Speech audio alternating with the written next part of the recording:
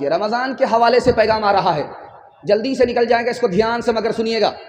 اللہ نے کہا روزہ میرے لیے، نماز بھی اللہ کے لیے، زکوٰۃ بھی اللہ کے لیے، پھر اللہ نے روزے کے لیے کیوں فرمایا روزہ میرے لیے؟ اس کا 3 مطلب ہے، میں آپ کو بتانے کے لیے جا رہا ہوں۔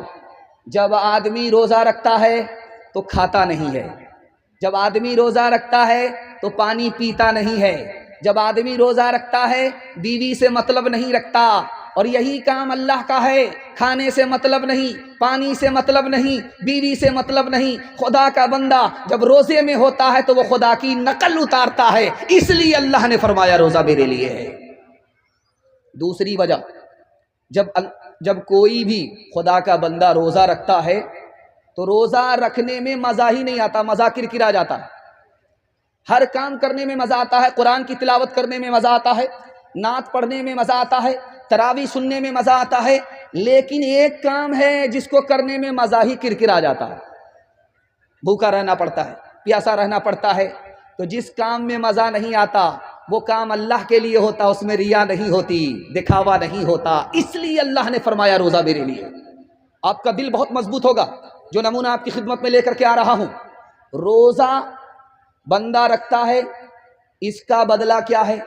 کسی نے نماز پڑھی، اس کا بدلہ جنت ہے، کسی نے زکوٰۃ دی، اس کا بدلہ جنت ہے، کسی نے حج کیا، اس کا بدلہ جنت ہے، لیکن اگر کسی نے روزہ رکھا اس کا بدلہ کیا ہے؟ خود خدا ہے، جنت دینے والا خدا ہے، اس لیے اللہ نے فرمایا روزہ میرے لیے۔ اب میں آپ کو بتانے کے لیے جا رہا ہوں روزہ کون آدمی نہیں رکھتا۔ جو آدمی بے شرم اور بے حیا ہے وہ روزہ نہیں رکھتا۔ جانتے ہیں کیا کہتا ہے؟ اللہ کو بھوکا مار کر کے کیا ملتا؟ روزہ تو وہ رکھے جس کے گھر میں دانا نہیں ہے۔ یہ آدمی بے شرم ہے، اس کا ایمان چلا گیا۔ جانتے ہیں روزہ کون نہیں رکھتا؟ جو ہمت ہار کر کے بیٹھ گیا، 15 گھنٹے کا روزہ ہوگا، میرے باپ سے نہیں ہوگا۔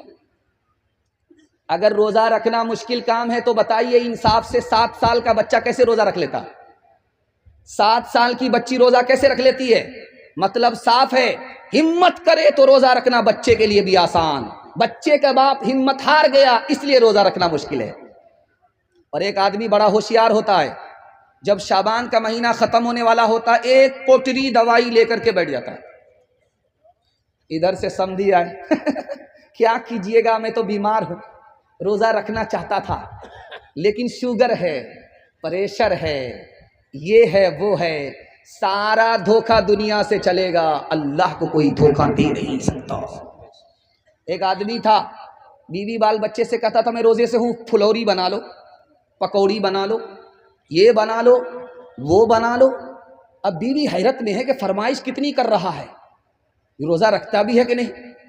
تو گھوٹالا کرتا تھا، گھر والے کو بتا تھا کہ میں روزے سے ہوں لیکن روزہ رکھتا نہیں تھا۔ جب اس کو بھوک لگتی تھی، پیاس لگتی تھی، لنگی لے کر کے دریا میں جاتا تھا، ڈبکی مارتا تھا، منہ کھول کر کے جی بھر کے پانی پی لیتا تھا، اوپر آ کر کے دسترخوان پر بیٹھ جاتا تھا، فرمائشی پکوڑی کھا رہا ہے، فرمائشی پوڑی کھا رہا ہے، 99 دن چور کے 1 دن کوتوال کا۔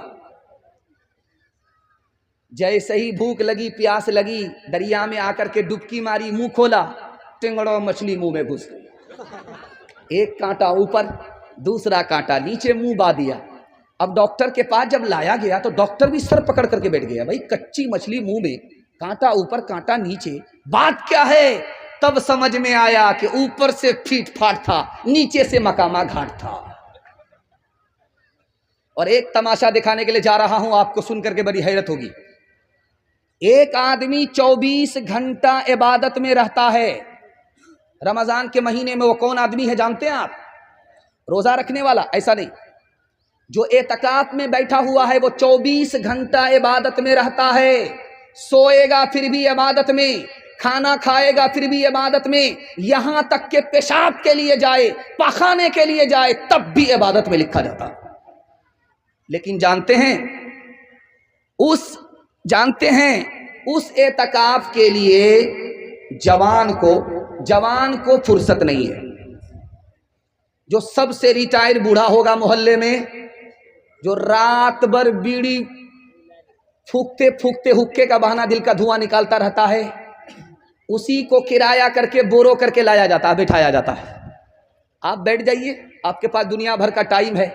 وہ بوڑھا جو اپنا بوجھ نہیں اٹھا سکتا، وہ پورے محلے کا بوجھ اٹھانے کے لیے کھڑا ہوا ہے. مسلمانوں نے اعتکاف کا جنازہ اٹھا دیا، اعتکاف کا تماشا کر دیا. اس لیے رمضان ملنے کے بعد بھی حالت نہیں بدلتی ہے. تیسری بات بتانے کے لیے جا رہا ہوں، رمضان میں تراویح کتنے دن میں ہوئی؟ 10 دن میں. رمضان میں تراویح کتنے دن میں ہوئی؟ 15 دن میں. تراویح ختم ہو گئی، لوگوں نے تراویح ختم کو کیا سمجھا کہ تراویح اب ختم، تراویح سے چھٹی. تراویح کے ختم ہونے کا مطلب تھا کہ قرآن ختم ہوا، قرآن مکمل ہوا، یہ مطلب تھا.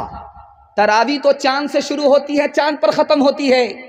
اب 15 دن میں تراویح ختم، قرآن ختم ہوا، تراویح ختم سمجھ لیا. 10 دن میں قرآن ختم ہوا، ختم تراویح سمجھ لیا. اب لیلۃ القدر آ رہی ہے 20 کے بعد. اب مسجد میں کوئی نظر ہی نہیں آ رہا ہے.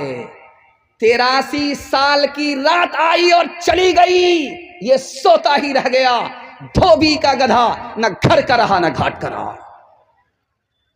آخری بات بتانے کے لیے جا رہا ہوں، جب تراویح کے لیے حافظ کا انتخاب ہوتا ہے تو کمیٹی کے لوگ بیٹھتے ہیں، بیٹھ کر کے کہتے یار ایسا حافظ لاؤ جو سپر فاسٹ ہو، راجدھانی ہو، شتابدی ہو، سیدھے ایک دن میں بہار سے دلی پہنچا دے، کٹیہار سے دلی پہنچا دے.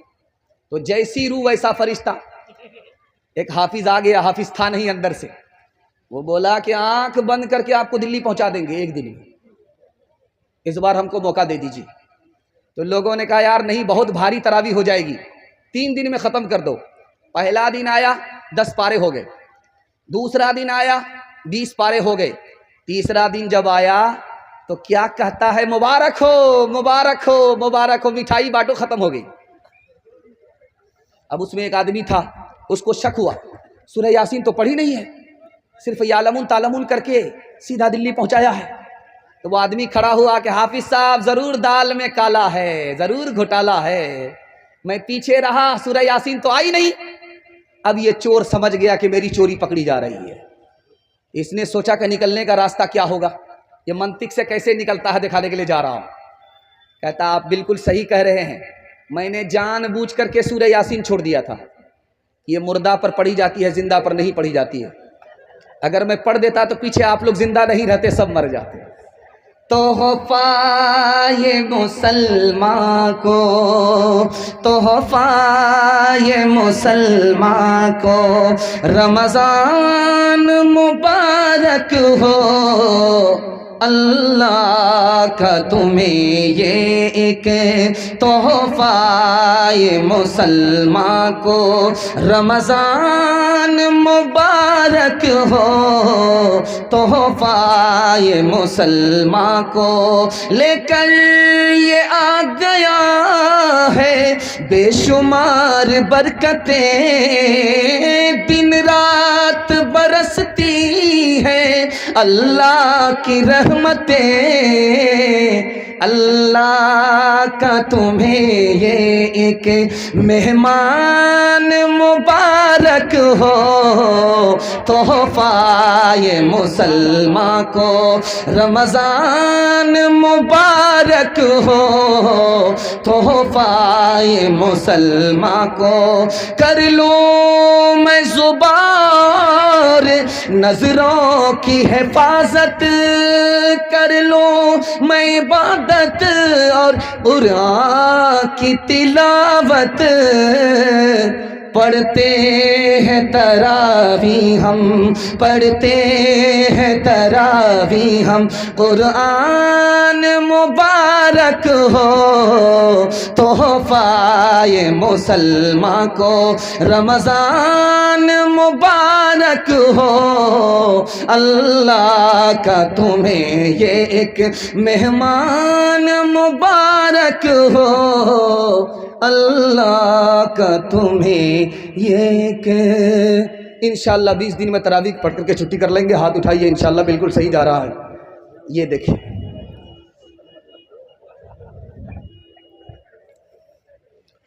دوسرا پیغام آپ کی خدمت میں دنیا اور آخرت کے حوالے سے لے کر کے آ رہا ہوں. اور 2-3 منٹ میں گزر جائے گا اور بہت دھیان سے آپ سن لیں گے، میں کامیاب ہو جاؤں گا۔ آپ کا اتنا اچھا جلسہ ہے کہ دل خوش ہو جاتا ہے اور دل سے دعا نکلتی ہے اللہ آپ کی ہر مشکل کو آسان فرمائے۔ دھیان سے سنیے گا، بہت جلدی سے نکل جائے گا۔ ایک بہت بڑے عالم تھے، ان کا نام تھا مرزا مظہر جانے جانا۔ اورنگزیب رحمۃ اللہ علیہ کے دور کے عالم تھے، کرائے کے مکان میں رہتے تھے، اپنا مکان نہیں تھا۔ پوچھا کہ حضرت کرائے کے مکان میں رہتے ہو، اپنا مکان نہیں، تو کہنے لگے کہ موت کے بعد اپنا مکان کرایہ کا مکان دونوں برابر ہو جاتا ہے، دونوں سے نکلنا پڑتا۔ دوسری مثال آ رہی ہے، بہت دھیان سے اس کو سنیے گا۔ ایک آدمی مکنہا کے بالکل نکر پر کھڑا تھا، اس سے کسی نے پوچھا کہ جلسہ کہاں ہو رہا ہے، آبادی کہاں ہے، جلسہ کہاں ہو رہا ہے؟ تو اس نے کہا کہ سیدھا آپ دایاں لیجئے، دایاں سے بایاں لیجئے اور آگے آبادی ہی ہے۔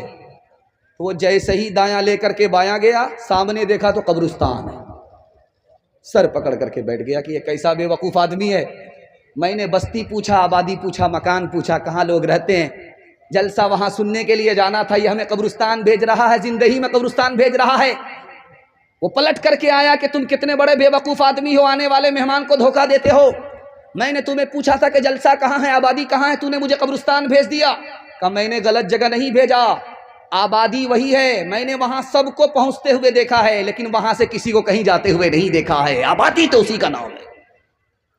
تیسرا نمونہ آپ کی خدمت میں لے کر کے آ رہا ہوں۔ آدمی مکان 4 مقصد سے بناتا ہے، 3 مقصد تو غلط ہے، 1 مقصد صحیح ہے۔ 3 مقصد صحیح ہے، 1 مقصد غلط ہے۔ پہلا مقصد کیا ہے؟ مکان بنائیں گے سر چھپانے کی جگہ مل جائے گی، یہ مقصد صحیح ہے۔ مکان بنایا ہے سردی گرمی سے بچ جائیں گے، یہ مقصد بھی صحیح ہے۔ مکان بنایا ہے دل کو سکون ملے گا، دل سے تکلیف نکل جائے گی، یہ مقصد بھی صحیح ہے۔ مکان بنایا ہے کہ دوسرا تعریف کرے، مکان بنانے پر بھی گنہگار ہوگا۔ ہر مکان کے اندر 2 عیب ہے۔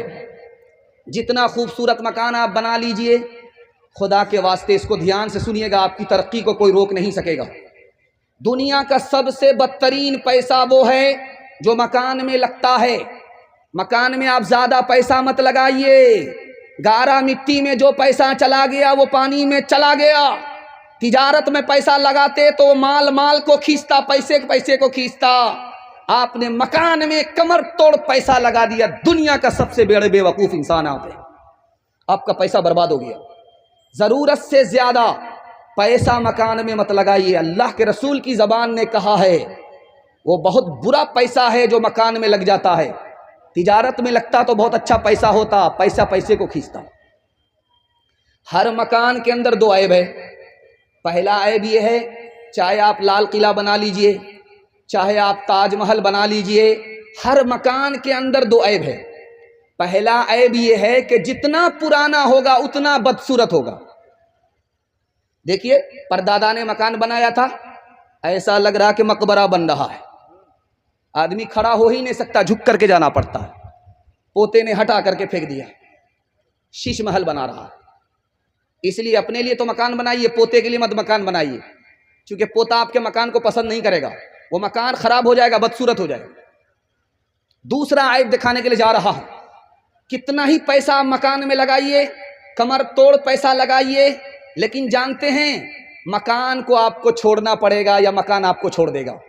دوسرا عیب ہے، مکان بنانا ہے تو پہلے پیسہ وہاں بھیج دیجئے، مرنے میں آپ کو ڈر نہیں لگے گا۔ انشاءاللہ لون لے کر کے مکان بنائیں گے، پہلی فرصت میں ہاتھ اٹھا دیجئے انشاءاللہ۔ فنا کے بعد بھی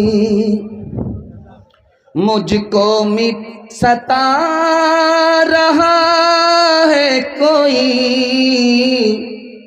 نشان قبر کا میرا مٹا رہا ہے کوئی، نشان قبر کا۔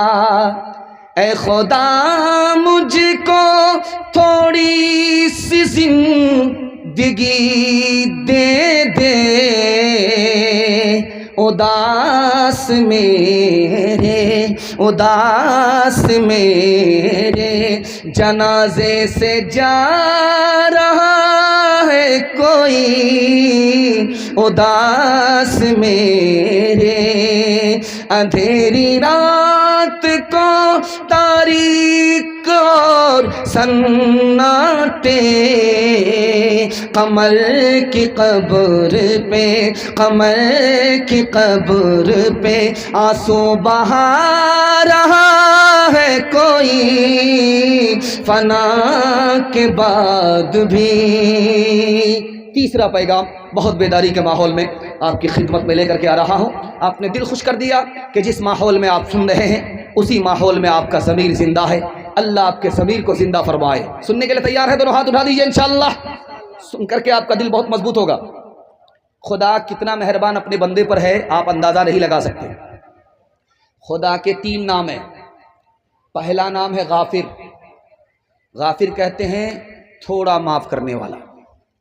بندہ تھوڑا گناہ کرتا ہے، اللہ تھوڑا معاف کرتا ہے، اللہ کا کیا نام ہے؟ غافر۔ اور دوسرا نام اللہ کا ہے غفور۔ بندہ بہت گناہ کرتا ہے، اللہ بہت معاف کرتا ہے، اللہ کا نام غفور ہے۔ اللہ کا تیسرا نام ہے غفار۔ بندہ حد سے زیادہ گناہ کر رہا ہے، اللہ حد سے زیادہ معاف کرتا ہے، اللہ کا نام غفار ہے۔ اللہ کا ریکارڈ آپ کو سنانے کے لیے جا رہا ہوں، آپ یقین نہیں کریں گے۔ 99 آدمی کے قتل کرنے والے کو بھی اللہ نے معاف کر دیا۔ ہر روز ہر رات لڑکی سے زنا کرتا تھا، اللہ نے اسے بھی معاف کر دیا۔ موت سے ٹھیک 1 رات پہلے اللہ نے اسے بھی معاف کر دیا۔ بچی پیدا ہوتی تھی، اس کو زندہ زمین میں گاڑ دیا کرتا تھا، اللہ نے اس پر احسان فرمایا، اسلام کی دولت سے مالا مال فرمایا۔ دنیا کا کتنا ہی بڑا آپ گناہ کیجئے، اللہ آپ پر 4 مہربانی جاری رکھے گا۔ پہلی مہربانی، آپ گناہ کرتے رہیں گے وہ آپ کے اوپر پردہ ڈالتا رہے گا۔ آپ گناہ کرتے رہیں گے وہ آپ کو پکڑے گا نہیں، آپ کی روزی کو جاری رکھے گا، چھینے گا نہیں، آپ کی صحت کو باقی رکھے گا، مٹائے گا نہیں۔ کتنا بڑا مہربان۔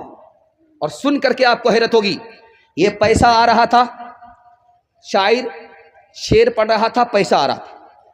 یہ پیسہ آپ اگر دوسرے سے مانگیں گے تو آپ کو ڈر لگے گا۔ جانتے کیا ڈر لگے گا؟ یار تھوڑا مانگیں گے دے گا، زیادہ مانگیں گے دے گا کہ نہیں دے گا۔